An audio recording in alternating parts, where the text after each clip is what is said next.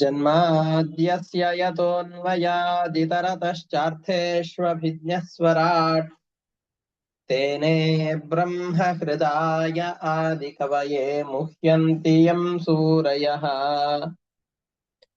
तेजो वारिमृदां यथा विनिमयो यत्र त्रिसर्गो मृषा धाम्ना स्वेन सदा निरस्तकुहकम् सत्यं परं धीमहि निगमकल्पतरोर्गलितं फलं शुकमुखादमृतद्रवसंयुतम् पिबत भागवतं रसमालयं मुहुरहो रसिकाः भुवि भावुकाः दारिद्र्यदुःखज्वरदाहितानां मायापिशाची परिमर्दितानां संसारसिन्धौ परिपातितानां क्षेमाय वै भागवतं प्रगर्जति साङ्केत्यं पारिहास्यं वा स्तोभं हेलनमेव वा वैकुण्ठनामग्रहणम् अशेषाघहरं विभुः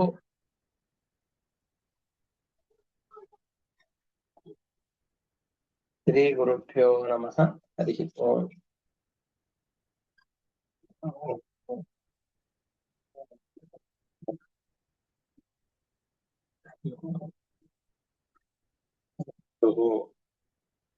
ಇಲ್ಲಿಯವರೆಗೆ ಬಲಿಚಕ್ರವರ್ತಿ ತನ್ನ ಅನುಚರರು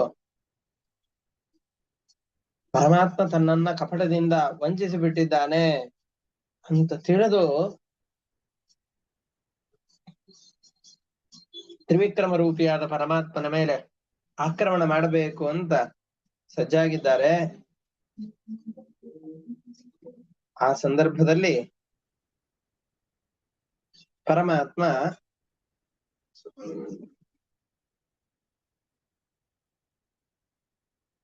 ಬಲಿಯನ್ನ ಬಂಧನ ಮಾಡಬೇಕು ಅಂತ ಪರಮಾತ್ಮ ಇಚ್ಛೆ ಪಡ್ತಾ ಇದ್ದಾನೆ.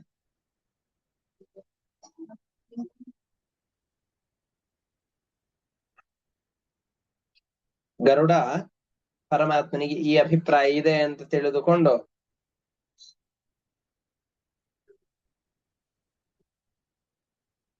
ವರುಣ ಪಾಶಗಳಿಂದಾಗಿ ಬಲಿಯನ್ನ ಕಟ್ತಾ ಇದ್ದಾನೆ.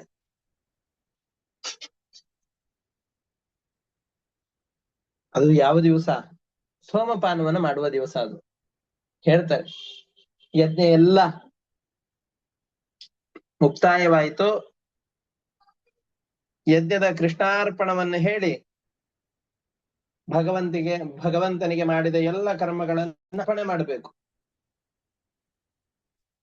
ಆ ದಿವಸದಲ್ಲಿ ಪರಮಾತ್ಮ ವಾಮನನಾಗಿ ಬಂದು ವರವನ್ನು ಬೇಡಿ ತ್ರಿವಿಕ್ರಮನಾಗಿ ಬೆಳೆದು ಎಲ್ಲ ಸಂಪತ್ತನ್ನು ಅಪಹಾರ ಮಾಡಿದ್ದಾನೆ. ಅಂತಹ ಸಂದರ್ಭದಲ್ಲಿ ವರುಣ ಪಾಶದಿಂದಾಗಿ ಗರುಡ ಬಲಿಚಕ್ರವರ್ತಿಯನ್ನ ಕಟ್ಟಿ ಹಾಕ್ತಾ ಇದ್ದಾನೆ. ಎಲ್ಲ ದಿಕ್ಕುಗಳಲ್ಲಿ ಹಾಹಾಕಾರ. ಅಯ್ಯೋ, ಬಲಿಚಕ್ರವರ್ತಿಯನ್ನ ಕಟ್ಟಿ ಹಾಕ್ಬಿಡ್ತಾ ಇದ್ದಾರೆ, ಮುಂದೆ ಏನಾಗತ್ತೆ ಅಂತ ಅವ್ರಿಗೆಲ್ಲ ಸಸ್ಪೆನ್ಸ್ ಚಲನಚಿತ್ರಗಳು, ನಾಟಕಗಳು, ಇದರಲ್ಲೆಲ್ಲ ಮುಂದೇನಾಗತ್ತೆ ಅನ್ನುವಂತಹ ಇದು ಇದ್ದ ಹಾಗೆ, ಕುತೂಹಲ ಇದ್ದ ಹಾಗೆ ಇಲ್ಲಿಯೂ ಕೂಡ ಬಹಳ ಕುತೂಹಲ.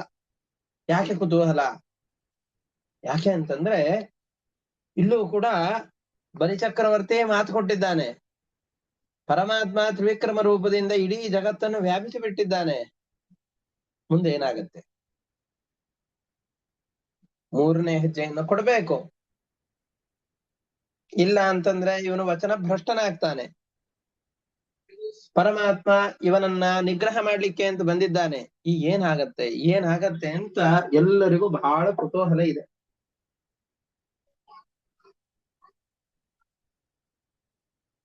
ಪರಮಾತ್ಮ ಅವನನ್ನ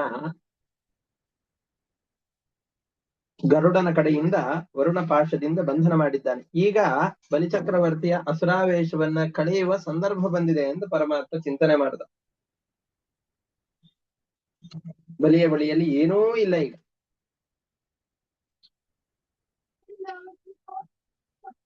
ವರುಣ ಪಾಶದಿಂದ ತಾನು ಬದ್ಧನಾಗ್ಬಿಟ್ಟಿದ್ದಾನೆ. ತನ್ನಲ್ಲಿ ಯಾವ ಸಂಪತ್ತೂ ಇಲ್ಲ. ಆದ್ರೆ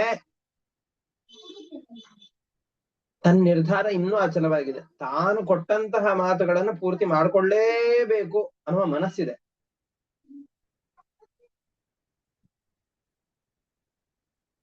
ಅವನಲ್ಲಿರುವ ಎಲ್ಲ ಸಂಪತ್ತನ್ನ ಪರಮಾತ್ಮ ಅಳಿಸಿ ಹಾಕಿದ್ದಾನೆ, ತಾನು ಪಡೆದು ಬಿಟ್ಟಿದ್ದಾನೆ. ಆವಾಗ ತ್ರಿವಿಕ್ರಮ ಹೇಳ್ತಾ ಇದ್ದಾನೆ, ನೀನ್ ನನಗೆ 3 ಹೆಜ್ಜೆಗಳನ್ನು ಕೊಡ್ತಿ ಅಂತ ಹೇಳಿದ್ದಿ. 2 ಹೆಜ್ಜೆ, 2 ಹೆಜ್ಜೆಗಳಿಂದ ಇಡೀ ಭೂಮಿಯನ್ನ, ಇಡೀ ಜಗತ್ತನ್ನ ವ್ಯಾಪಿಸಿ ಬಿಟ್ಟಿದ್ದೇನೆ. 3ನೇ ಹೆಜ್ಜೆ ಎಲ್ಲಿದೆ ಕೊಡಪ್ಪ.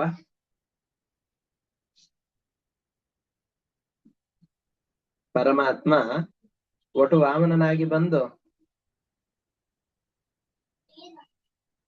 3 ಹೆಜ್ಜೆಗಳನ್ನು ಕೊಡು ಅಂತಂದಾಗ ನನಗೆ ಅಪಮಾನ. ಬರೀ 3 ಹೆಜ್ಜೆಗಳನ್ನು ಕೊಟ್ಟು ಬಿಟ್ಟೆ ಅಂತಾದ್ರೆ ನನಗೆ ಲೋಕದ ಜನರ ಎದುರುಗಡೆಯಲ್ಲಿ ಅಪಮಾನವಾಗತ್ತೆ. ಏನ್ 3 ಹೆಜ್ಜೆ ಕೊಡ್ತಾ ಇದ್ದಾನೆ ಅಂತ ಒಟುವನ್ನ ಹೀಯಾಳಿಸಿ, ಏನಾದ್ರೂ ದೊಡ್ಡದನ್ ಕೇಳು ಅಂತಂದ. ಆವಾಗ ಒಟುವಾಮನ ಹೇಳಿದ, ಬೇಡಪ್ಪ, 3 ಹೆಜ್ಜೆಗಳಿಂದ ತೃಪ್ತನಾಗದೇ ಇರುವ ವ್ಯಕ್ತಿ ಎಷ್ಟು ದೊಡ್ಡ ಸಂಪತ್ತು ಸಿಕ್ಕರೂ ಅದರಿಂದ ತೃಪ್ತಿಯನ್ನು ಹೊಂದಲಿಕ್ಕೆ ಸಾಧ್ಯವೇ ಇಲ್ಲ. ನನಗೆ ಈ 3 ಹೆಜ್ಜೆಗಳಷ್ಟು ಜಾಗವನ್ನು ಕೊಟ್ಬಿಟ್ಟು ಸಾಕು, ನನಗೆ ಇನ್ನೂ ಅತಿಯಾದ ಬಯಕೆ ಏನಿಲ್ಲ. ನಾನೇನು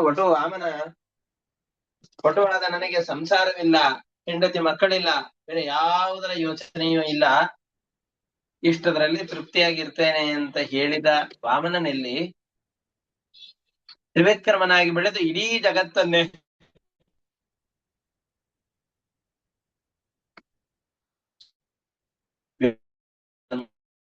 ಪರಮಾತ್ಮನ ಮೂರ್ತಿಯನ್ನ ಏನಂತ ಹೇಳೋಣ.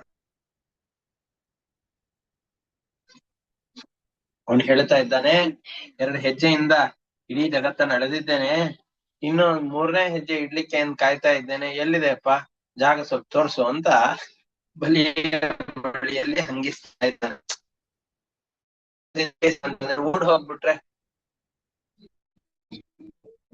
ಕೊಡ್ತೇನೆ ಸಾಲ ಇಸ್ಕೊಂಡವರು ಕೊಡೋ ಸಂದರ್ಭ ಬಂದಾಗ ಓಡಿ ಹೋಗ್ತಾ ಇರ್ತಾರೆ. ಅವಾಗ ಓಡ್ ಹೋಗ್ಬಾರ್ದು ಅನ್ನೋ ಕಾರಣಕ್ಕೋಸ್ಕರ ಅವ್ರನ್ನ ಕಟ್ ಹಾಕ್ಬಿಟ್ಟು ಮರ ಕಟ್ ಹಾಕಿ, ಎಲ್ಲಿದೆ ನನ್ನ ಅಸಲು ಬಡ್ಡಿ ಎಲ್ಲ ಎಲ್ಲಿದೆ ಕೊಡು ಅಂತಂದು ಕೇಳೋದಿಲ್ವೇನು? ಹಾಗೆ ಇಲ್ಲಿಯೂ ಕೂಡ ನನಗೆ ಕೊಡ್ತೇನೆ ಅಂತ ಹೇಳಿದ 3ನೇ ಹೆಜ್ಜೆ ಇಲ್ಲದೆ ಕೊಡು ಅಂತ ವರುಣ ಪಾಶದಿಂದ ಅವನನ್ನ ಕಟ್ಟಿ ಕೇಳ್ತಾ ಇದ್ದಾರೆ.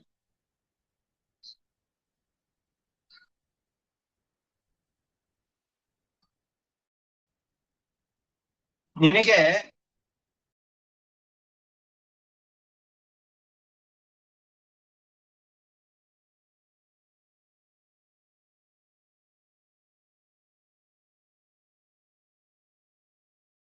ಗುರುಗಳೇ ಕೇಳಿಸ್ತಾ ಇಲ್ಲ. ಇದು 1 ನಿಮಿಷ ಹೋಗ್ಬಿಟ್ಟಿತ್ತು. ಏನೇನನ್ನ ಆಕ್ರಮಿಸಿದ್ದೇನೆ ಅನ್ನೋದನ್ನು ಮೊದಲಿಗೆ ಹೇಳ್ತಾ ಇದ್ದಾನೆ. ನಿನ್ನ ಸಾಮ್ರಾಜ್ಯ ಎಲ್ಲಿವರೆಗೂ ಇತ್ತು? ಸೂರ್ಯನ ಕಿರಣ ಎಲ್ಲಿವರೆಗೂ ಬೆಳಗತ್ತು? ಚಂದ್ರನ ಕಿರಣಗಳೆಲ್ಲ ಎಲ್ಲಿವರೆಗೂ ವ್ಯಾಪಿಸಿತ್ತು? ಮೋಡಗಳಿಂದ ಮಳೆ ಆಗುವುದು, ನಕ್ಷತ್ರಗಳೆಲ್ಲ ಎಲ್ಲಿವರೆಗೂ ವ್ಯಾಪಿಸಿದ್ವು?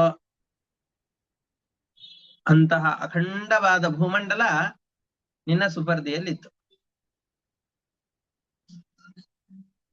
ಇಷ್ಟು ದೊಡ್ಡ ಭೂಮಿಯಲ್ಲಿ 1 ಹೆಜ್ಜೆ ಇಡ್ಲಿಕ್ಕೆ ಜಾಗ ಇಲ್ಲೇನೋ ಅಂತ ಕೇಳಬೇಡ. ನಿನ್ನ ಸಾಮ್ರಾಜ್ಯ ಅಷ್ಟಿರಬಹುದು, ಆದರೆ ಒಂದೇ ಒಂದು ಹೆಜ್ಜೆಯಿಂದ ಪಾತಾಳದವರೆಗೆ ಇರುವಂತಹ ಎಲ್ಲ ಭೂಲೋಕದಿಂದ ಹಿಡಿದುಕೊಂಡು ಪಾತಾಳದವರೆಗೂ ಇರುವಂತಹ ಎಲ್ಲ ಲೋಕಗಳನ್ನು ನಾನು ಆಕ್ರಮಿಸಿ ಬಿಟ್ಟಿದ್ದೇನೆ. ಅಷ್ಟಕ್ಕೆ ನಿಲ್ಲಿಸಲಿಲ್ಲ. ವ್ಯಾಪಕವಾಗಿ ತ್ರಿವಿಕ್ರಮ ರೂಪದಲ್ಲಿ ಬೆಳೆದಂತಹ ನಾನು ಸ್ವರ್ಗಲೋಕ, ಆ ಎಲ್ಲ ಲೋಕಗಳನ್ನು ಆಕ್ರಮಿಸಿ ಬಿಟ್ಟಿದ್ದೇನೆ. ನಿನ್ನ ಪೋರ್ಷನ್ ಅನ್ನು ಬಿಟ್ಟು, ನಿನ್ನ ಆಧಿಪತ್ಯ ಇಲ್ಲದೆ ಇರುವಂತಹ ಜನೋಲೋಕ, ತಪೋಲೋಕ, ಸತ್ಯಲೋಕ, ಆ ಸತ್ಯಲೋಕದವರೆಗೂ ನನ್ನ ಪಾದಗಳು ಹೋಗಿತ್ತು. ಅಲ್ಲೆಲ್ಲ ಬ್ರಹ್ಮಾದಿ ದೇವತೆಗಳು ಬಂದು ಅವರ ಪರಿವಾರದ ಜೊತೆಯಲ್ಲಿ ಬಂದು ನನ್ನ ಪಾದಗಳ ಅಭ್ಯರ್ಚನವನ್ನು ಮಾಡ್ಕೊಂಡು ಹೋಗಿದ್ದಾರೆ. ಇಷ್ಟು ಬೆಳೆದು ಬಿಟ್ಟಿದ್ದೇನೆ. ನಾನು 3ನೇ ಹೆಜ್ಜೆ ಇಡ್ಲಿಕ್ಕೆ ನನಗೆ ಜಾಗವೇ ಇಲ್ಲ.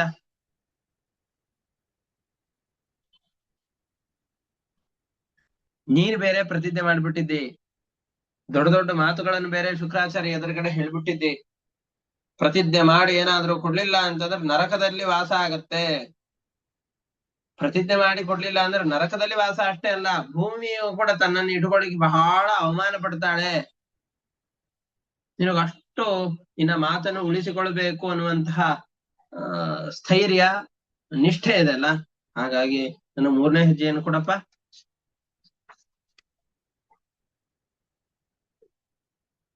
ಒಂದು ವೇಳೆ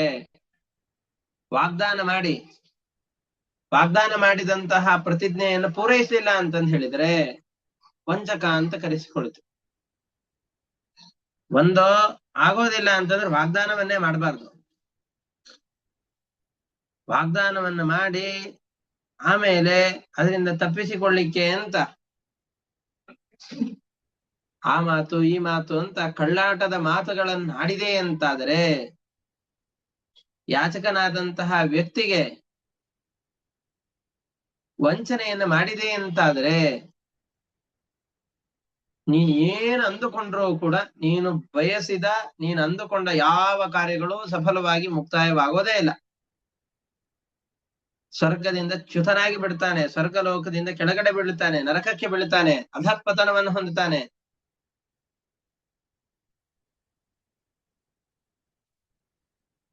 ನಿನಗಿಲ್ಲಿವರೆಗೂ ಸಂಪತ್ತಿತ್ತು ಅಂತ ಸಂಪತ್ತಿನ ಮದದಲ್ಲಿ ಏನ್ ಕೇಳ್ತಾರೆ ನನ್ನ ಹತ್ರ. ನಾನು ಬಂದ್ ಕೇಳದವ್ರಿಗೆ ಬರೀ ಕೇಳಿದ್ದನ್ನ ಅಷ್ಟೇ ಅಲ್ಲ, ಇಡೀ ಜೀವನದಲ್ಲಿ ಮತ್ತೊಬ್ಬರ ಬಳಿಯಲ್ಲಿ ಹೋಗಿ ಕೇಳಬಾರ್ದು, ಅಂತಹ ಎಲ್ಲವನ್ನು ಕೊಟ್ಬಿಡ್ತೇನೆ ಅನ್ನುವ ಅಹಂಕಾರ ಇತ್ತಲ್ಲ. ಆ ಅಹಂಕಾರದ ಮದದಿಂದಾಗಿ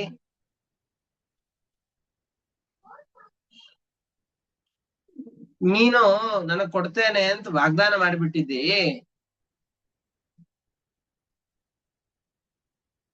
ಮೂರನೇ ಹೆಜ್ಜೆ ಇಡ್ಲಿಕ್ಕೆ ನನಗಂತರೂ ಜಾಗ ಇಲ್ವೇ ಇಲ್ಲ.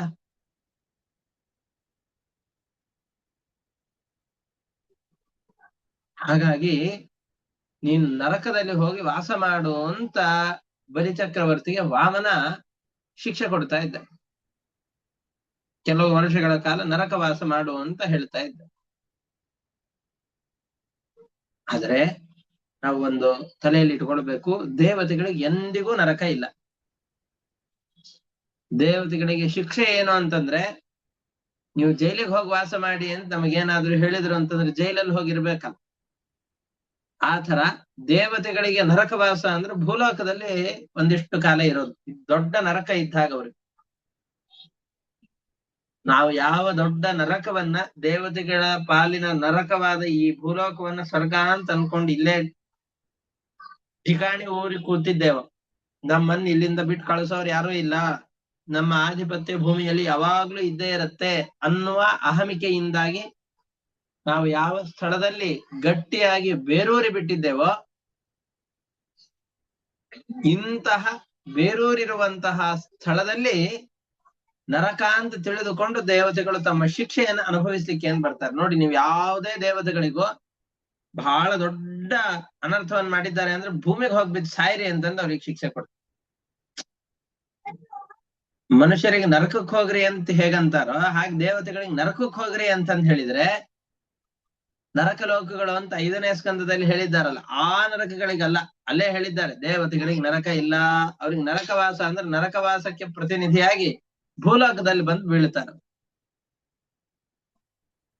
ಸುಖದ ಸುಪ್ಪತ್ತಿಗೆಯಲ್ಲಿರುವಂತಹ ವ್ಯಕ್ತಿಗಳಿಗೆ ನೀನು ಕೊಳಗೇರಿಯಲ್ಲಿ ಹೋಗಿ ವಾಸ ಮಾಡು ಅಂತ ಹೇಳಿದ್ರೆ ಅದಕ್ಕಿಂತ ದೊಡ್ಡ ಯಮಯಾತನೆ ನರಕ ಯಾತನೆ ಮತ್ತೊಂದಿಲ್ಲ. ಹಾಗೇನೆ ಪರ್ವತದ ಗುಹೆಗಳಲ್ಲಿ ಒಂದಿಷ್ಟು ಕಾಲ ಬಿದ್ದಿರು ಅಂತ ಹೇಳಿ ಅವನನ್ನ ಬಂಧಿಸಿ ಪರಮಾತ್ಮ ಇಡ್ತಾನೆ. ಯಾಕೆಂದ್ರೆ ಅವನು ವರವನ್ನು ಪೂರ್ತಿ ಮಾಡ್ಲಿಲ್ಲ, ಶಿಕ್ಷೆಯನ್ನು ಅನುಭವಿಸಬೇಕು, ಅಹಂಕಾರದ ಮದದಿಂದ ಪ್ರತಿಜ್ಞೆ ಮಾಡಿಬಿಟ್ಟಿದ್ದಾನೆ. ಹಾಗಾಗಿ ಅವನಿಗೆ ಶಿಕ್ಷೆ ಕೊಡ್ಬೇಕು ಅಂತ ವಾಮನ ರೂಪಿಯಾದ ಪರಮಾತ್ಮ ಅವನನ್ನು ಗುಹೆಯಲ್ಲಿ ಬಂಧಿಸಿ ಇಟ್ಟ ಅಂತ ಹೇಳ್ತಾರೆ. ಮುಂದೆ ಮತ್ತೆ ಬಲಿಚಕ್ರವರ್ತಿಯ ಮಾತುಗಳು ಬರುತ್ತೆ. ಇಷ್ಟಕ್ಕೆ 8ನೇ ಸ್ಕಂದದ 20ನೇ ಅಧ್ಯಾಯ ಮುಕ್ತಾಯವಾಗುತ್ತೆ. ಇಷ್ಟು ಶ್ಲೋಕಗಳ ಮುಖಾಂತರವಾಗಿ ಭಾವಾರ್ಥವನ್ನು ನೋಡ್ತಾ ಬರೋಣ. ಭಾಗವತದ 8ನೇ ಸ್ಕಂದದ 20ನೇ ಅಧ್ಯಾಯದ 27ನೇ ಶ್ಲೋಕವನ್ನು ನಾವು ಗಮನಿಸ್ತಾ ಇದ್ದೇವೆ. ಅಥ ಪತ್ಯುರ್ನಿಗದಿತಂ ಶ್ರುತ್ವಾ ದೈತ್ಯ ದಾನವಯೂಥಪಾಃ ರಸಾಂ ನಿವಿವಿಶೂರಾಜನ್ ವಿಷ್ಣು ಪಾರ್ಷದ ತಾಡಿತಾಃ. ಭಗವಂತನ ಪಾರ್ಷದರು, ಸೇವಕರು, ಅನುಚರರು ಅಂತ ಯಾರಿದ್ರು ಅವ್ರು ಎಲ್ಲರೂ ಚೆನ್ನಾಗಿ ಹೊಡಿತಾ ಇದ್ದಾರೆ. ಹೊಡೆದಿದ್ದಕ್ಕ ನೋವನ್ನ ತಾಳಲಿಕ್ಕಾಗದೇನೆ ಬಲಿಯ ಅನುಚರರು ಯಾರ್ಯಾರಿದ್ದಾರೋ ಇವರೆಲ್ಲರೂ ರಸಾತಲವನ್ನ ಪ್ರವೇಶ ಮಾಡಿದರು. ಇಷ್ಟನ್ನ ನಾವು ಹಿಂದಿನ ಪಾಠದಲ್ಲಿ ನಾವು ಗಮನಿಸಿದ್ವಿ. ಈಗ ಬಲಿಚಕ್ರವರ್ತಿಯ ಬಂಧನವನ್ನು ಮಾಡ್ತಾ ಇದ್ದಾನೆ ಪರಮಾತ್ಮ, ತನ್ನ ಸೇವಕರಿಂದ ಮಾಡಿಸ್ತಾ ಇದ್ದಾನೆ. ಅದರಲ್ಲೂ ಕೂಡ ಗರುಡ ಪರಮಾತ್ಮನ ಇಚ್ಛೆಯನ್ನು ತಿಳಿದು ವರುಣ ಪಾಶದಿಂದ ಬಲಿಚಕ್ರವರ್ತಿಯನ್ನ ಬಂಧನ ಮಾಡ್ತಾ ಇದ್ದಾನೆ. ಬಲಿಚಕ್ರವರ್ತಿಯನ್ನ ಬಂಧಿಸಿದ್ದನ್ನು ನೋಡಿ 3 ಲೋಕಗಳಲ್ಲಿ ಎಲ್ಲ ಕಡೆಯಲ್ಲಿ ಹಾಹಾಕಾರ. ಅತಾಕ್ಷ್ಯಸುತೋ ಜ್ಞಾತ್ವಾ ವಿರಾಟ್ ಪ್ರಭುಚಿಕೇಷಿತಂ ಬಬಂಧ ವಾರುಣೈಃ ಪಾಶೈಃ ಬಲಿದೇಹ ನಿಕ್ರತೋಃ. ತಾರಕ್ಷ ಅಂತಂದು ಅವನ ಮಗನಾದ ಗರುಡ ತಿಳಿದು ಇಚ್ಛೆಯ ಪಾಶಗಳಿಂದಾಗಿ ಬಲಿಚಕ್ರವನ್ನ ಸೌತ್ಯೇ ಹನಿ ಕ್ರತೋಹ ಸೌತ್ಯೇ ಅಹನಿ, ಸೋಮರಸವನ್ನ ಯಜ್ಞಕ್ಕೆ ಹಾಕ್ಬೇಕು. ಸೋಮರಸ ಅಂತಿರತ್ತೆ, ಆ ಸೋಮರಸ ಪಾನ ಮಾಡಿದ್ರು ಅಂತಂದ್ರೆ ಯಜ್ಞ ಸಮಾಪ್ತಿ ಆಯ್ತು ಅಂತ. ಯಜ್ಞದಲ್ಲಿ ಆ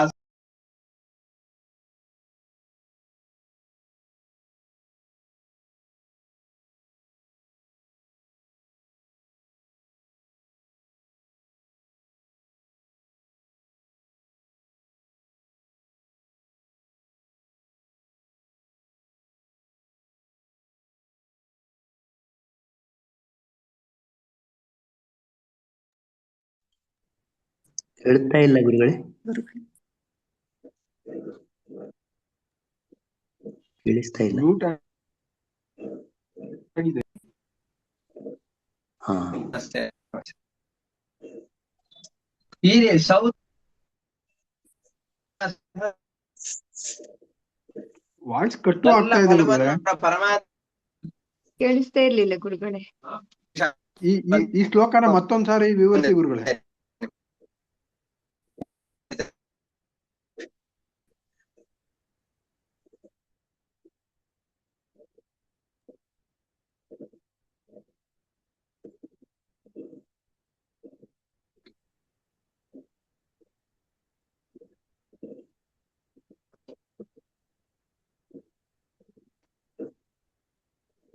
ಮಾತು ಕೇಳಿಸ್ತಾ ಇಲ್ಲ. ನಿಮ್ಗೆಲ್ಲ ಕೇಳಿಸ್ತಾ ಇದೆಯಾ? ಇಲ್ಲ ಕೇಳಿಸ್ತಾ ಇಲ್ಲ ಇಲ್ಲ. ಇಲ್ಲ, ಯಾರು ಕೇಳಿಸ್ತಾ ಇಲ್ಲ. ಈಗ ಸರಿಯಾಗಿ ಕೇಳಿಸ್ತಾ ಇದೆಯಾ ನೋಡಿ? ಈಗ ಕೇಳಿಸ್ತಾ ಇದೆಯಾ? ಕೇಳಿಸ್ತಾ ಇದೆ. ಈಗ ಕೇಳಿಸ್ತಾ ಇದೆ, ಹೇಳಿ ಗುರುಗಳೇ. ಈ ಶ್ಲೋಕನ ಮತ್ತೊಮ್ಮೆ ಹೇಳಿ ಗುರುಗಳೇ, ಈ ಶ್ಲೋಕದ ಭಾವಾರ್ಥ. ಹೀಗೆ ಆ ಯಾವ ಆ ಯಜ್ಞದ ಮಧ್ಯದಲ್ಲಿ ಸೋಮರಸವನ್ನ ಪರಮಾತ್ಮನಿಗೆ ಅರ್ಪಿಸಿ ಆ ಸೋಮರಸವನ್ನ ಆ ಯಜ್ಞಕ್ಕೆ ಯಜಮಾನನಾದವನು ಯಾರಿರ್ತಾನೋ ಅವನು ಪಾನ ಮಾಡ್ಬೇಕು. ಪಾನ ಮಾಡಿದ ಅಂತಾದ್ರೆ ತನ್ನ ಪರಿವಾರದ ಜೊತೆಯಲ್ಲಿ ಆ ಯಜ್ಞ ಪೂರ್ತಿ ಆಯ್ತು ಅಂತ ಲೆಕ್ಕ. ಅಂತಹ ಕೊನೆಯ ದಿವಸದಲ್ಲಿ ಅಂದ್ರೆ ಎಲ್ಲ ಮುಗಿದು ಹೋಗಿದೆ, 100 ಅಶ್ವಮೇಧ ಯಾಗಗಳೆಲ್ಲ ಮುಗಿದು ಹೋಗಿದೆ.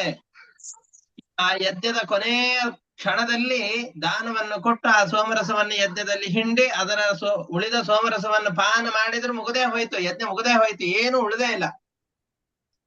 ಅಂತಹ ಸಂದರ್ಭದಲ್ಲಿ ಪರಮಾತ್ಮ ವರುಣ ಪಾಶದಿಂದಾಗಿ ಗರುಡನ ಕಡೆಯಿಂದ ಬಲಿಯನ್ನ ಕಟ್ಟಿಸಿ, ನಾವು ಮಾಡಿದ ಎಲ್ಲ ಪ್ರಯತ್ನಗಳು ಕೂಡ ನೀರಿನಲ್ಲಿ ಹೋಮವಾಗಿ ಹೋಗಿಬಿಡತ್ತೆ, ಪರಮಾತ್ಮನಲ್ಲಿ ಭಕ್ತಿ ಇಲ್ಲ ಅಂತಂದ್ರೆ ಅನ್ನೋದಕ್ಕೆ ಇದೇ ಸಾಕ್ಷಿ. ಎಲ್ಲವನ್ನ ಮಾಡಿದ್ದ, ಮುಗುದೇ ಹೋಯ್ತು. ಇನ್ನು ದೇವತೆಗಳನ್ನ ಮತ್ತೆ ಆ ಸ್ವರ್ಗದಲ್ಲಿ ನೋಡೋದು ಕನಸಿನ ಮಾತು ಅನ್ನುವ ಪರಿಸ್ಥಿತಿ ಬಂದಾಗ, ಬಲಿಯನ್ನ ಎದುರೆ ಹಾಕಿಕೊಳ್ಳೋರು ಯಾರೂ ಇಲ್ಲ ಅನ್ನುವ ಸಂದರ್ಭ ಬಂದಾಗ, ಚಿಕ್ಕ ವಟುವೇಷವನ್ನ ಧರಿಸಿಕೊಂಡು ಬಂದು ವಾಮನ ರೂಪಿಯಾದ ಪರಮಾತ್ಮ ಇವನನ್ನು ನಿಗ್ರಹಿಸ್ತಾ ಇದ್ದಾನೆ. ಅಥ ತಾರ್ಕ್ಷ ಸುತೋ ಜ್ಞಾತ್ವ, ತಾರ್ಕ್ಷನ ಮಗನಾದಂತಹ ಗರುಡ ಪರಮಾತ್ಮನ ಅಭಿಪ್ರಾಯವನ್ನು ತಿಳಿದುಕೊಂಡು ಇನ್ನೇನು ಯಜ್ಞಕ್ಕೆ ಸೋಮರಸವನ್ನು ಹಿಂಡಬೇಕು, ಮುಗಿದು ಹೋಯ್ತು, ಯಜ್ಞ ಎಲ್ಲ ಮುಗಿದು ಹೋಯ್ತು, ತಾನು ಸೋಮರಸ ಪಾನವನ್ನು ಮಾಡಬೇಕು. ಆ ಸಂದರ್ಭದಲ್ಲಿ ಪಾಶಗಳಿಂದ ಬಲಿಯನ್ನ, ವಾರಣ ಪಾಶಗಳಿಂದಾಗಿ ಬಲಿಯನ್ನ ಕಟ್ಟುವ ಹಾಗೆ ಮಾಡ್ತಾ ಇದ್ದಾನೆ. ಆ ಸಂದರ್ಭದಲ್ಲಿ ಎಲ್ಲ ದಿಕ್ಕುಗಳಲ್ಲೂ ಕೂಡ ದೊಡ್ಡದಾದ ಶಬ್ದದಿಂದಾಗಿ ಹಾಹಾಕಾರ ಕೇಳಿಸ್ತಾ ಇದೆ. ಅಯ್ಯೋ, ನಾವೇನ್ ಅಂದುಕೊಂಡಿದ್ವು ಅದು ಎಲ್ಲ ತಲೆ ಕೆಳಗಾಗಿ ಹೋಯ್ತು.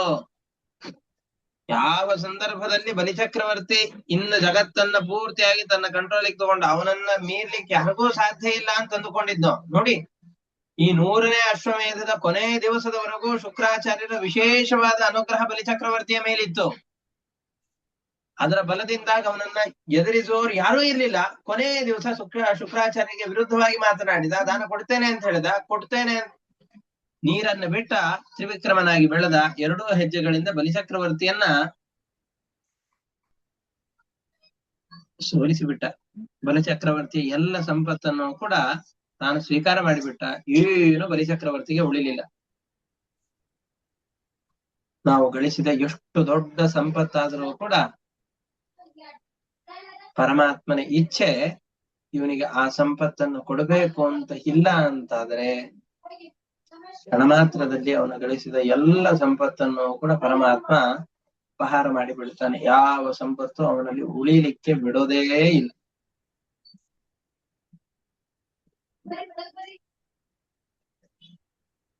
ಅನ್ನ ಕೇಳಿ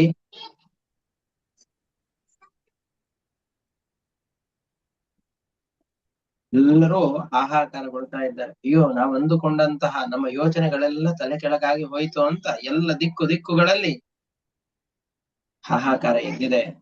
ಹಾಹಾಕಾರೋ ಮಹಾನಾಸೀದ್ ರೋದಸ್ಯೋ ಸರ್ವತೋ ದಿಶಂ ನಿಗೃಹ್ಯಮಾಣೆ ಅಸುರಪತೌ ವಾಯು ವಿಷ್ಣುನಾ ಪ್ರಭ ವಿಷ್ಣುನಾ.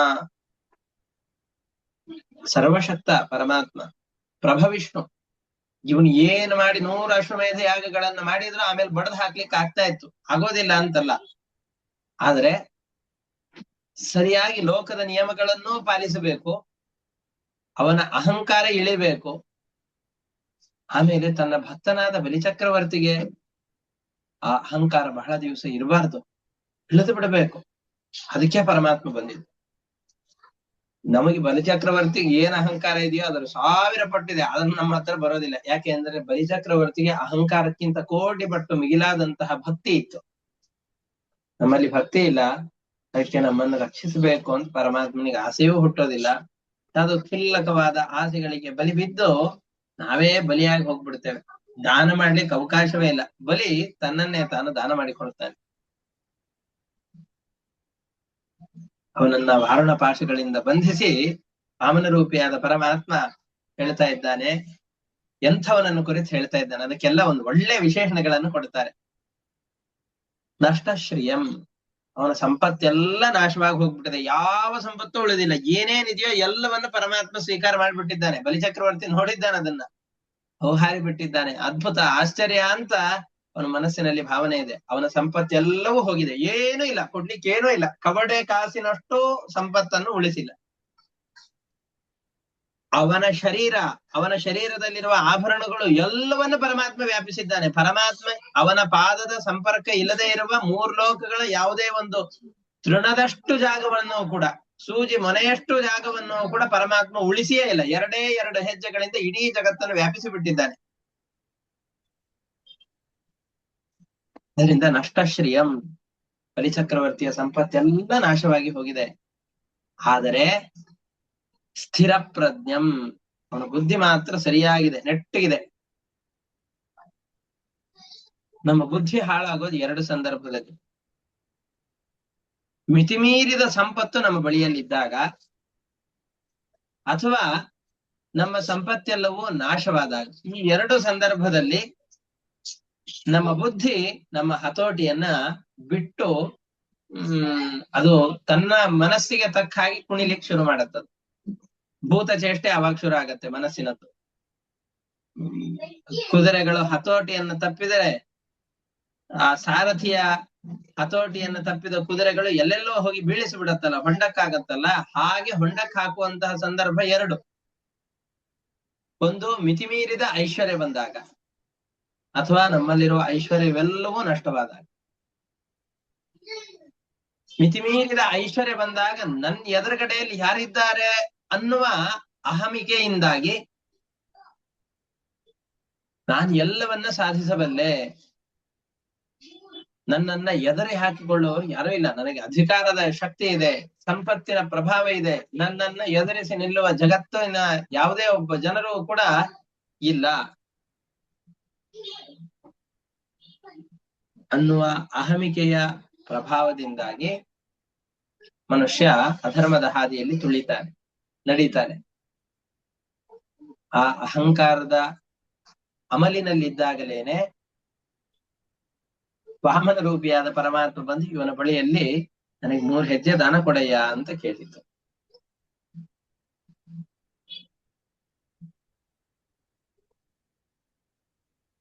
ಹಾಗೇನೆ ತಮ್ಮಲ್ಲಿರುವ ಸಂಪತ್ತುಗಳೆಲ್ಲವೂ ನಾಶವಾಗಿದೆ ಅಂತಂದ್ರೆ, ಆವಾಗ ವಿಚಾರ ಮಾಡಿ ನನ್ನ ಈ ನಷ್ಟಕ್ಕೆ ಕಾರಣ ಏನು ಅಂತ ತಿಳಿದುಕೊಂಡು ಮತ್ತೆ ನಾನು ಈ ತಪ್ಪುಗಳನ್ನ ಮಾಡಬಾರ್ದು ಅಂತ ಅಂದುಕೊಳ್ಳೋರು ಬಹಳ ಕಡಿಮೆ ಜನ. ಅಯ್ಯೋ ನಮ್ಮಲ್ಲಿರುವ ಸಂಪತ್ತೆಲ್ಲವೂ ನಾಶವಾಯಿತು ಅಂತ ಮನೋದ್ವೇಗಕ್ಕೆ ಒಳಗಾಗಿ ಆತ್ಮಹತ್ಯೆಗೆ ಶರಣಾಗುವಂತಹ 100 ಸಾವಿರಾರು ಪ್ರಕರಣಗಳನ್ನು ನಾವು ನೋಡ್ತೇವೆ. ಅಥವಾ ನನ್ನ ಸಂಪತ್ತು ಹೋಯ್ತಲ್ಲ, ವಾಪಸ್ ಆ ಸಂಪತ್ತನ್ನ ಗಳಿಸಬೇಕು ಅಂತ ಅಡ್ಡದಾರಿಯನ್ನು ಹಿಡುವಂತಹ ಜನರನ್ನು ನಾವು ನೋಡ್ತೇವೆ. ಆದರೆ ತಮ್ಮ ಸಂಪತ್ತೆಲ್ಲವೂ ಕಳೆದು ಹೋದಾಗ, ತಮ್ಮ ಸಂಪತ್ತು ತಮ್ಮ ಅಹಂಕಾರದಿಂದ ಹೋಗಿದೆ ಅಂತ ತಿಳಿದುಕೊಂಡು ತನ್ನ ಸಂಪತ್ತನ್ನ ಸ್ವೀಕಾರ ಮಾಡಿದ ವ್ಯಕ್ತಿ ಎದುರುಗಡೆಯಲ್ಲಿ ನಿಂತಾಗಲು ಮನಸ್ಸಿನ ಹತೋಟಿಯನ್ನ ಕಳೆದುಕೊಳ್ಳದೇನೆ ಹಾಗೇ ಇರುವಂತ ವ್ಯಕ್ತಿ ಯಾರಿದ್ದಾನಲ್ಲ, ಅವನನ್ನ ಸ್ಥಿತಪ್ರಜ್ಞ ಅಂತ ಕರೀತಾರೆ. ಸ್ಥಿರವಾದ ಬುದ್ಧಿ ಉಳ್ಳವನು. ಎಲ್ಲ ಸಂಪತ್ತನ್ನ ಅಪಹಾರ ಮಾಡಿಬಿಟ್ಟಿದ್ದಾರೆ. ನಮಗೆ ಯಾರೋ ಅತ್ಯಂತ ಅಪೇಕ್ಷಿತವಾದ ಯಾವುದೋ ಒಂದು ಚಿಕ್ಕ ಸಂಪತ್ತನ್ನ ನಮ್ಮದನ್ನ ನಷ್ಟ ಮಾಡಿಬಿಡ್ಲಿ, ಬೇಡ. ನಮ್ಮ ಮನೆಯ ಗೋಡೆಯನ್ನು ಯಾರಾದ್ರೂ ಸ್ವಲ್ಪ ಹಾಳು ಮಾಡ್ಬಿಟ್ರು ಅಂತಂದ್ರೆ,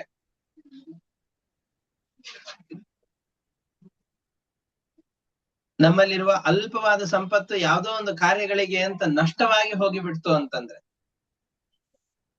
ಅಥವಾ ಯಾವುದೋ ಊರಿಗೆ ಹೋಗ್ಬೇಕು ಅಂತ ಮಾಡಿಸಿದ ಟಿಕೆಟು ರೈಲು ಸಿಗದೇನೆ, ವಿಮಾನ ಸಿಗದೇನೆ, ಬಸ್ಸುಗಳಿಗೆ ಹತ್ತಲಿಕ್ಕಾಗದೇನೆ ಸರಿಯಾದ ಸಮಯದಲ್ಲಿ ಆಗ ತಪ್ಪಿ ಹೋಯ್ತು ಅಂತಂದ್ರೆ, ಅಯ್ಯೋ ನನ್ನ ಇಷ್ಟು ಸಂಪತ್ತು ಹೋಯ್ತು, ಇಷ್ಟು ದುಡ್ಡು ವ್ಯರ್ಥವಾಗಿ ಹೋಯ್ತು. ಅಥವಾ ಯಾವುದೋ ಒಂದು ಪದಾರ್ಥವನ್ನು ಮನೆಗೆ ತಂದಿರ್ತೇವೆ, ಬಳಸೋದಕ್ಕಿಂತ ಮುಂಚೆನೆ ಹಾಳಾಗ್ ಹೋಯ್ತು ಅಂತಂದ್ ಹೇಳಿದ್ರೆ, ಅಯ್ಯೋ ಇಷ್ಟು ದುಡ್ಡು ಕೊಟ್ಟು ತಗೊಂಬಂದೆ, ಉಪಯೋಗ ಬರ್ಲಿಲ್ಲ, ಹಾಳಾಗ್ ಹೋಯ್ತು ಅಂತ ನಾವೆಲ್ಲರೂ ಓಡಾಡೋದನ್ನ ನೋಡಿದ್ದೇವೆ. ಹಾಗಾದ್ರೆ ನಮ್ಮಲ್ಲಿರುವಂತಹ ಸಂಪತ್ತು ಅಲ್ಪವಾದದ್ದಾದ್ರೂ ನಷ್ಟವಾಗಿ ಹೋಯ್ತು ಅಂತಂದ್ರೆ, ಅದು ಮಕ್ಕಳಿರುವಂತಹ ಮನೆಯಲ್ಲಿ, ಆ ಮಕ್ಕಳು ಚಿಕ್ಕ ವಯಸ್ಸಿನವರೇ ಆಗಿರ್ಲಿ ದೊಡ್ಡವರೇ ಆಗಿರ್ಲಿ, ತಂದೆ ತಾಯಿಗಳಿಗೆ ತಾವು ತಂದಿಟ್ಟಂತಹ ವಸ್ತುಗಳನ್ನೇನಾದ್ರೂ ಹಾಳು ಮಾಡ್ಬಿಟ್ರು ಅಂತಂದ್ರೆ ಟಿವಿ ರಿಮೋಟ್ ಅನ್ನು ಹಾಳು ಮಾಡ್ಬಿಟ್ರು ಅಂತಂದ್ರೆ, ನಮ್ಮ ಕನ್ನಡಕಗಳನ್ನು ಮುರಿದು ಹಾಕ್ಬಿಟ್ರು ಅಂತಂದ್ರೆ,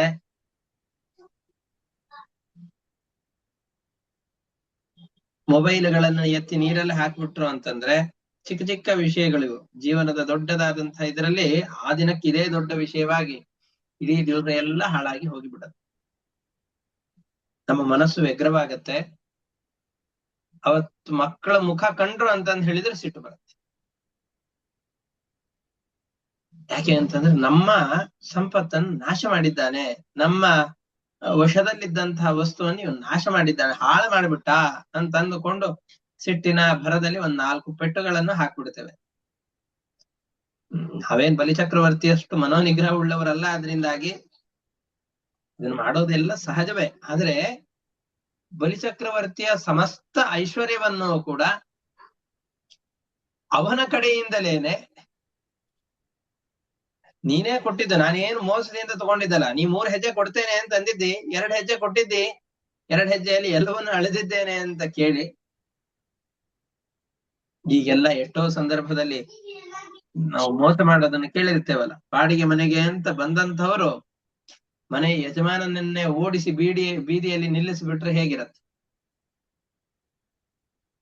ನಿನ್ನೆ ಯತಿಯ ಕಥೆಯನ್ನು ಹೇಳಿದಾಗ ಆ ಯತಿ ಈ ಮನೆ ನನ್ನದೇ, ನೀನು ಹೊರಗಡೆ ಹೋಗಿ ನಿಲ್ಲು ಅಂತಂದು ಹೇಳಿದ್ರೆ ಹೇಗಿರತ್ತೆ? ಯಾಕಾದ್ರೂ ಕೊಟ್ಟು ಅನ್ನುವ ಭಾವನೆ ಬರುತ್ತಾ ಇಲ್ಲ. ಹಾಗೆ ಇವನ ಮನಸ್ಸಿನಲ್ಲೂ ಕೂಡ ಯಾಕಾದ್ರೂ ದಾನವನ್ನು ಮಾಡ್ತೇನೆ ಅಂತ ಮನಸ್ಸು ಮಾಡಿದೇನೋ ಅನ್ನೋ ವಿಕಾರ ಬಂತು? ಇಲ್ಲ ಅಂತ ಹೇಳ್ತಾರೆ. ಇಲ್ಲ, ಸ್ಥಿರ ಪ್ರಜ್ಞ, ಅವನ ಬುದ್ಧಿಯಲ್ಲಿ ಯಾವ ವಿಕಾರವೂ ಇಲ್ಲ, ಗಟ್ಟಿಯಾದ ಮನಸ್ಸಿದೆ. ಉದಾರ ಯಶ ಸಂನೃಪ, ವಿಶೇಷವಾದಂತಹ ಯಶಸ್ಸಿದೆ ಪರಮಾತ್ಮನದ್ದು, ಬಲಿಚಕ್ರವರ್ತಿಯದ್ದು ಕೂಡ. ಭಗವಂತನ ಭಕ್ತರ ಯಶಸ್ಸು ಕೂಡ ಶ್ರೇಷ್ಠವಾದದ್ದು. ಅಂತಹ ವಿಶೇಷವಾದ ಯಶಸ್ಸುಳ್ಳಂತಹ ಬಲಿಚಕ್ರವರ್ತಿ ಎದುರುಗಡೆಯಲ್ಲಿ ನಿಂತಿದ್ದಾನೆ, ನಾನು ಕೊಡ್ತೇನೆ ಅಂತ ಪ್ರತಿಜ್ಞೆ ಮಾಡಿದ್ದಾನೆ. ಅವನನ್ನು ಕುರಿತು ವಾಮನ ರೂಪಿಯಾದ ಪರಮಾತ್ಮ ಹೇಳ್ತಾ ಇದ್ದಾನೆ, 3 ಪಾದಗಳಷ್ಟು ಜಾಗವನ್ನು ಕೊಡ್ತೇನೆ ಅಂತ ಹೇಳಿದಿ ಅಸುರ ಶ್ರೇಷ್ಠನೇ. ಅದರಲ್ಲಿ 2 ಕಾಲುಗಳಿಂದ ಇಡೀ ಭೂಮಿಯನ್ನ, ಇನ್ನೊಂದು ಹೆಜ್ಜೆಯಿಂದಾಗಿ ಅದರಲ್ಲಿ ಸ್ವರ್ಗಲೋಕ ಇವೆಲ್ಲವನ್ನು ಅಳೆದು ಬಿಟ್ಟಿದ್ದೇನೆ, 3ನೇ ಹೆಜ್ಜೆಗೆ ಇಡ್ಲಿಕ್ಕೆ ಒಂದು ಜಾಗ ಕೊಡಯ್ಯ ಅಂತ ಮೃದುವಾದ ಮಾತಿನಿಂದ ತಿವಿದು ಕೇಳ್ತಾ ಇದ್ದಾನೆ. ಕೆಲವೊಂದಿಷ್ಟು ಮಾತುಗಳು ತುಂಬಾ ಅನಾಯಾಸವಾಗಿ ಮಾತನಾಡ್ತೇವೆ, ತುಂಬಾ ಚುಚ್ಚೋ ಹಾಗೆ ಮಾತನಾಡ್ತೇವೆ. ಆ ತರದ ಮಾತುಗಳಿಂದ ತ್ರಿವಿಕ್ರಮ ರೂಪಿಯಾದ ಪರಮಾತ್ಮ ಬಲಿಚಕ್ರವರ್ತಿಗೆ ಹೇಳ್ತಾ ಇದ್ದಾನೆ. ಪದಾನಿ 3 ದತ್ತಾನಿ ಭೂಮೇರ್ಮಹ್ಯಂ ತ್ವಯಾಸುರ ದ್ವಾಭ್ಯಾಂ ಕ್ರಾಂತ ಮಹಿ ಸರ್ವಾ ತೃತೀಯಂ ಉಪಕಲ್ಪಯ. 3ನೇ ಹೆಜ್ಜೆ ಇಡ್ಲಿಕ್ಕೆ ಜಾಗ ಕೊಡು. ನಿನ್ನ ಜಾಗ ಎಷ್ಟು ದೊಡ್ಡದಿತ್ತು? ಅಯ್ಯೋ 3 ಹೆಜ್ಜೆ ಅಳದು ಬಿಟ್ಟಿಯಾ? ಹೆಂಗದು? ಸೂರ್ಯ ಎಲ್ಲಿಯವರೆಗೂ ತನ್ನ ಬೆಳಕನ್ನು ಕೊಡ್ತಾನೋ, ಚಂದ್ರ ಎಲ್ಲಿಯವರೆಗೂ ತನ್ನ ಬೆಳದಿಂಗಳನ್ನ ಹರಿಸ್ತಾನೋ, ನಕ್ಷತ್ರಗಳೆಲ್ಲ ಎಲ್ಲಿವರೆಗೂ ಕಾಣುತ್ತೋ, 7 ಸಮುದ್ರಗಳು, 3 ಲೋಕಗಳು, ಅತಲ ವಿತಲ ಸುತಲ ತಲಾತಲ ಪಾತಾಲ ರಸಾತಲ, ಇವು ಏನೇನಿವ ಇವು ಎಲ್ಲ ಅಧೋಲೋಕಗಳು, ಮೇಲ್ಗಡೆ ಇರುವ ಲೋಕಗಳು ಎಲ್ಲವೂ ನನ್ನ ಅಧೀನದಲ್ಲಿದೆ. ಭೂಮಿ ಎಲ್ಲ ನನ್ನ ಅಧೀನದಲ್ಲಿ. ಎಲ್ಲ ಅಳದಿಯಾ? ಎಲ್ಲವನ್ನು ಅಳೆದು ಬಿಟ್ಟಿದ್ದೇನೆ. ಯಾವತ್ ತಪತ್ಯಸೌ ಗೋಭಿಹಿ ಯಾವದಿಂದು ಸಹೋಡುಭಿಹಿ ಯಾವದ್ವರ್ಷತಿ ಪರ್ಜನ್ಯ ತಾವತಿ ಭೂರಿಯಂ ತವ. ಎಲ್ಲಿವರೆಗೂ ಸೂರ್ಯ ತನ್ನ ಬೆಳಕನ್ನು ಕೊಡ್ತಾನೋ, ಎಲ್ಲಿವರೆಗೂ ನಕ್ಷತ್ರಗಳಿಂದ ಸಹಿತನಾದಂತಹ ಚಂದ್ರ ತನ್ನ ಬೆಳಕನ್ನು ಕೊಡ್ತಾ ಇದ್ದಾನೋ, ಎಲ್ಲಿವರೆಗೂ ಮೋಡಗಳು ಮಳೆಯನ್ನು ಸುರಿಸತ್ತೋ, ಅಷ್ಟು ಭೂಮಿ ನಿಂದೆ ಅಲ್ವಾ? ಆ ಎಲ್ಲ ಭೂಮಿಯನ್ನ ನನ್ನ 1 ಹೆಜ್ಜೆಯಿಂದಾಗಿ ನಾನು ಅತಿಕ್ರಮಿಸಿ, ಇನ್ನೊಂದು ಹೆಜ್ಜೆಯಿಂದಾಗಿ ಇಡೀ ಊರ್ಧ್ವ ಲೋಕಗಳನ್ನ ಆಕ್ರಮಿಸಿ ಬಿಟ್ಟಿದ್ದೇನೆ. ನನಗೆ ಇನ್ನೊಂದು ಹೆಜ್ಜೆಗೆ ಜಾಗ ಇಲ್ಲ ಅಂತಾಗಿದೆ. ಪದೈಕೇನ ಮಯಾ ಕ್ರಾಂತಃ ಭೂಲೋಕೋ ವಿವರೈಃ ಸಹ ಸ್ವರ್ಲೋಕಸ್ತು ದ್ವಿತೀಯೇನ ಪಶ್ಯತಸ್ತೆ ಮಯಾತ್ಮನ. ಇದನ್ನೆಲ್ಲ ಸುಳ್ಳೆ ನಾನೇನೋ ಮೋಸ ಮಾಡಿದ್ದೇನೆ ಅಂತ ಅನ್ನೋ ಹಾಗಲ್ಲ. ಇನ್ನು ಎದುರುಗಡೆಯಲ್ಲೇ ಅಳೆದಿದ್ದೆ, ನಾ ಏನ್ ಬೇರೆ ಬೇರೆ ಹೆಜ್ಜೆ ತಗೊಂಡ್ಬಂದಿಲ್ಲ. ಪರಮಾತ್ಮನ ಮೂಲ ರೂಪಕ್ಕೂ ವಾಮನ ರೂಪಿಯಾದ ಪರಮಾತ್ಮನ ರೂಪಕ್ಕೂ ತ್ರಿವಿಕ್ರಮ ರೂಪಕ್ಕೂ ಎಳ್ಳಷ್ಟೋ ವ್ಯತ್ಯಾಸ ಇಲ್ಲ. ಇಲ್ಲ ಅಂತಂದ್ರೆ ಬಲಿಚಕ್ರವರ್ತಿ ಆವಾಗ್ಲೇ ಆರ್ಗ್ಯೂ ಮಾಡ್ಬೋದಾಗಿತ್ತು, ನೀ ಆ ರೂಪದಲ್ಲಿ ಕೇಳಿದ್ದೆ, ಈ ರೂಪದಲ್ಲಿ ಇದನ್ನ ಹೆಂಗ್ ಅಳಿತಾ ಇದೆಯಾ? ಹಾಗೆಲ್ಲ ಇಲ್ಲ. ಪರಮಾತ್ಮನ ಆ ಚಿಕ್ಕ ರೂಪಕ್ಕೂ ಈ ತ್ರಿವಿಕ್ರಮ ರೂಪಕ್ಕೂ ಲವಲೇಶದಷ್ಟು ವ್ಯತ್ಯಾಸ ಇಲ್ಲ. ಪರಮಾತ್ಮನ ಆ ಚಿಕ್ಕ ಬಾಯಲ್ಲಿ ಇಡೀ ಬ್ರಹ್ಮಾಂಡವನ್ನು ತೋರಿಸ್ಲಿಲ್ವಾ? ಪರಮಾತ್ಮನ ಆ ಚಿಕ್ಕ ಕಾಲುಗಳೇ ದೊಡ್ಡ ಕಾಲುಗಳು, ದೊಡ್ಡ ಕಾಲುಗಳೇ ಈ ವಾಮನ ರೂಪಿಯಾದ ಪರಮಾತ್ಮನ ಕಾಲುಗಳು ಹೌದು. ಮೋಸ ಮಾಡ್ಲಿಲ್ಲ ಪರಮಾತ್ಮ ಇದರಲ್ಲಿ. ಕೆಲವೊಂದಿಷ್ಟು ಜನ ಈ ವಾಮನ ರೂಪಿಯಾದ ಪರಮಾತ್ಮ ಮೋಸದಿಂದ ಅಳದ್ಬಿಟ್ಟ, ಮೋಸದಿಂದ ಅಳದಿಲ್ಲ. ಆ ವಾಮನ ರೂಪಿಯಾದ ಪರಮಾತ್ಮನಿಗೂ ತ್ರಿವಿಕ್ರಮ ರೂಪಿಯಾದ ಪರಮಾತ್ಮನಿಗೂ ಕೂದಲೆಲೆಯಷ್ಟು ಅಂತರದ ವ್ಯತ್ಯಾಸ ಇಲ್ಲ. ಆ ವಾಮನ ರೂಪಿಯಾದ ಪರಮಾತ್ಮನಿಗೆ ಇಂತಹ ಅಗಾಧವಾದ ಸಾಮರ್ಥ್ಯ ಇದೆ. ನೀನು ಮಾತು ಕೊಟ್ಟಿದ್ದಿ ಅಳಿಲಿಕ್ಕೂ ಒಂದು ಕೂದಲಿನಷ್ಟು, ಸೂಜಿಯ ಮೊನೆಯಷ್ಟು ಕಾಲಿಡ್ಲಿಕ್ಕೆ ಜಾಗ ನಿನ್ನದು ಅಂತ ಇಲ್ಲ. ನಿನ್ ಮಾತು ಕೊಟ್ಟು ತಪ್ಪಿದ್ದಿ, ನರಕವಾಸ ಆಗ್ಬೇಕು ನಿನಗೆ. ನಿನ್ನ ಶುಕ್ರಾಚಾರ್ಯರ ಮಾತು ಕೂಡ ನನ್ನ ಮಾತಿಗೆ ಸಂವಾದಿಯಾಗಿದೆ, ಹೋಗಿ ನರಕಕ್ಕೆ ಬೀಳ್ ಹೋಗು ಅಂತ ಹೇಳಿದ್ರು. ಪ್ರತಿಶ್ರುತಂ ಅದಾತುಸ್ತೆ ನಿರಯೇ ವಾಸ ಇಷ್ಯತೆ. ಪ್ರತಿಜ್ಞೆ ಮಾಡಿ ಆ ದಾನವನ್ನು ಮಾಡ್ಲಿಲ್ಲ ಅಂತಂದು ಹೇಳಿದ್ರೆ ನರಕದಲ್ಲಿಯೇ ವಾಸ ಆಗತ್ತೆ. ವಿಷಸ್ವ ನಿರಯಂ ತಸ್ಮಾತ್ ಗುರುಣಾಚಾನುಮೋದಿತ. ನಿನ್ನ ಗುರುಗಳೇ ಹೇಳಿದ್ದಾರೆ ಹೋಗಿ ನರಕಕ್ಕೆ ಬೀಳು, ನಿನ್ ಸಂಪತ್ತೆಲ್ಲ ಹಾಳಾಗ್ ಹೋಗ್ಲಿ ಅಂತ ಬೈದು ಬೇರೆ ಹೇಳಿದ್ದಾರೆ. ಹೋಗಿ ನರಕದಲ್ಲಿ ವಾಸ ಮಾಡಿ ಹೋಗು ಅಂತ ಹೇಳಿದ್ರು. ಯಾಕೆ? ವಿಪ್ರಾಯ ಪ್ರತಿಯೋ ಶ್ರುತ್ಯ ನ ತದರ್ಪಯತೆ ಕ್ವಚಿತ್. ಬ್ರಾಹ್ಮಣನ ಬಳಿಯಲ್ಲಿ ಬಂದು ದಾನ ಕೊಡ್ತೇನೆ ಎಂದು ಪ್ರತಿಜ್ಞೆ ಮಾಡಿ ಅದು ಇಲ್ಲ ಅಂತ ನೀನು ಮೋಸ ಮಾಡ್ತೀಯ. ಆ ರೀತಿಯಾಗಿ ಮಾಡಿ ಅವನ ಮನೋರಥವನ್ನ, ಅವನು ಏನೇನೋ ಯೋಚನೆ ಹಾಕೊಂಡಿರ್ತಾನೆ ನೀನ್ ದಾನ ಕೊಡ್ತೀಯ ಅಂತ. ಅಂಥವನನ್ನ ನೀನು ಮೋಸ ಮಾಡಿದೆ, ವಂಚನೆ ಮಾಡಿದೆ ಅಂತಾದ್ರೆ ಅವನು ನರಕದಿಂದ ಕೆಳಗಡೆ ಬೀಳ್ತಾನೆ, ಅಧಪಾತವನ್ನು ಹೊಂದುತ್ತಾನೆ.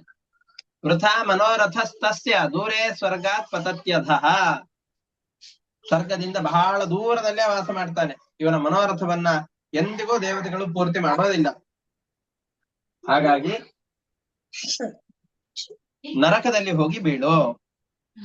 ವಿಪ್ರಲಬ್ಧೋ ದದಾನೀತಿ ತ್ವಯಾಹಂ ಚಾಢ್ಯಮಾನಿನ. ದೊಡ್ಡ ಅಹಂಕಾರದಿಂದ ಕೊಡ್ತೇನೆ ಅಂತೆಲ್ಲ ಪ್ರತಿಜ್ಞೆ ಮಾಡಿದೆ. ಪ್ರತಿಜ್ಞೆ ಮಾಡಿ ಈಗ ನೋಡಿದ್ರೆ ಏನೂ ಇಲ್ಲ, ನನಗೆ ಮೋಸ ಮಾಡ್ತಾ ಇದ್ದಿ. ತದ್ವ್ಯಲೀಕ ಫಲಂ ಭುಂಕ್ಷ್ವ. ಅದರಿಂದ ಆ ಪಾಪದ ಫಲವನ್ನು ಅನುಭವಿಸು. ವಿರಯಂ ಕದಿಚಿತ್ ಸಮಾಹ. ಕೆಲವೊಂದಿಷ್ಟು ಕಾಲ ನರಕದಲ್ಲಿ ವಾಸ ಮಾಡು ಅಂತ ಹೇಳಿದ. ಆದ್ರೆ ದೇವತೆಗಳಿಗೆ ನರಕ ಇಲ್ಲ. ಅದರಿಂದಾಗಿ ಭೂಲೋಕದಲ್ಲಿ ಏನೇ ಯಾವುದೋ ಒಂದು ಪರ್ವತ ಗುಹೆಯಲ್ಲಿ ಬಲಿಚಕ್ರವರ್ತಿಯನ್ನ ಈ ವರುಣಪಾಶದಿಂದ ಬಂಧನ ಮಾಡಿ ಪರಮಾತ್ಮ ಅಲ್ಲಿಯೇ ಅಡಗಿಸಿ ಇಟ್ಟಿದ್ದ.